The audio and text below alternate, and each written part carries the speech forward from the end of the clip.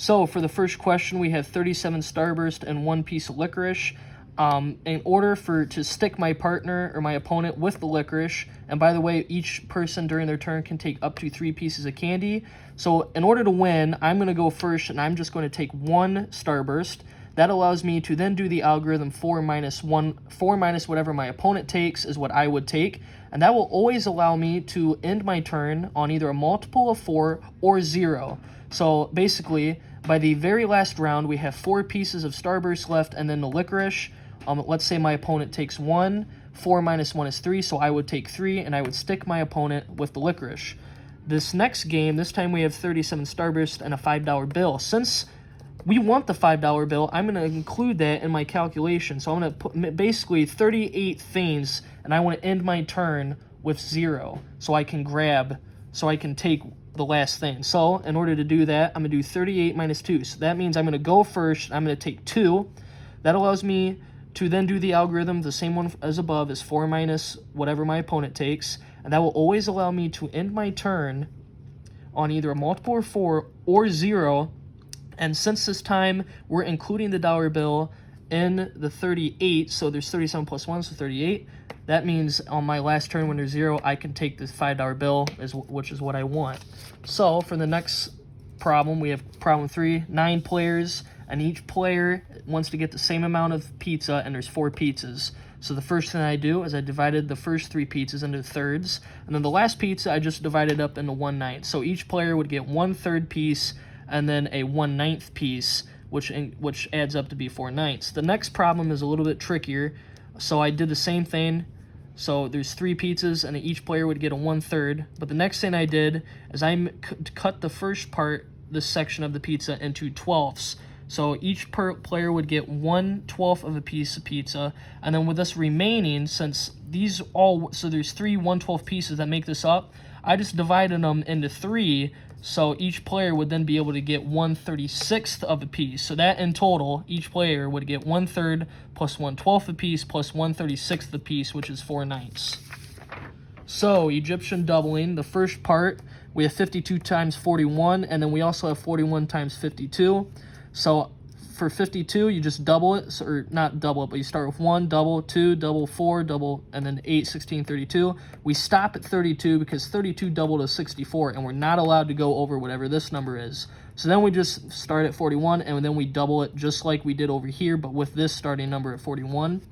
And then and then we add up these numbers in the left column to add up to 52, and then we add these corresponding numbers that match over here, and we get 2132, and that is in fact the product of 52 times 41. We do the exact same method down here, but with 41 times 52, so we just swap these numbers. We also got 2132.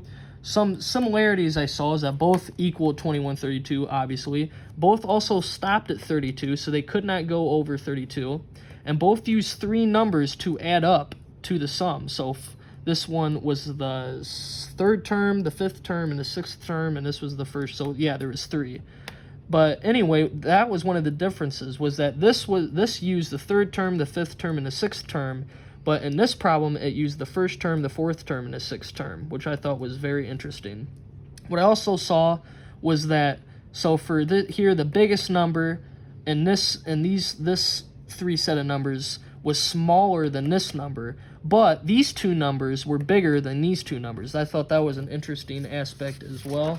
And then so now we want to put 3,794 in Mayan. Mayans had a base 20 number system, and it went up and down, high to low, versus what we have right now, which is right to left, low to high. So a dot for them was 1, a line was 5, and then this football-looking thing was just a placeholder. So for 3,794, we know that there's 920 squareds in 3,794. So that is what 9 would be. So we have 5, and then 1, 2, 3, 4. 5 plus 4 is 9. And then 9 times 20 squared is 3,600. So we have to subtract that from 3,794. So we have 194 left. And then we do that again for 20 to the first power. There's 9 more 20 to the first power and 194.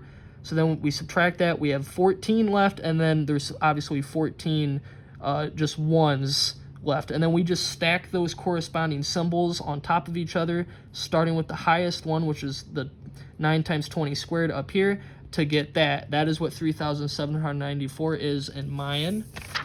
And then for the last problem, we got to use blob Pythagorean theorems. So we want to use hexagons. So we know that the area of a hexagon is 3 times the square root of 3 over 2 times side length squared, where x is the side length. And we know, because of the Pythagorean theorem, a squared plus b squared equals c squared. So this is hexagon B, and it has a side length of b. This is hexagon A, it has a side length of a. And then hexagon C, side length of c. So each area of these would just be, and we know, since the Pythagorean theorem is true, that this area plus this area would equal that area, or this area squared plus that area. I'm sorry, this area plus that area would equal that area. That's right. So then we have, so if we sub in each side length, we get this, what we have down here. If we factor out that, what we're left with is a squared plus b squared equals 3 times the cubed root of 3, or 3 times square root of 3 over 2, and then in parentheses a squared plus b squared equals 3 times square root of 3 over 2 times c squared. We then can divide that 3 times square root of 3 over 2 over to this side to just get a squared plus b squared equals c squared. We do the same thing with circles, so we know the area for a circle, a unit circle, is pi r squared. If we sub in, and this time instead of the side length, it's the radius. So if we then so this side length b is the same as the radius of this circle, same for a and same for c. Side length a equals radius a, side length c is radius c. So then if we then plug in those radiuses into this, or these side lengths slash radiuses into pi a squared plus pi b squared equals pi c squared, we can factor out the pi and then divide the pi over to get the original a squared plus b squared equals c squared.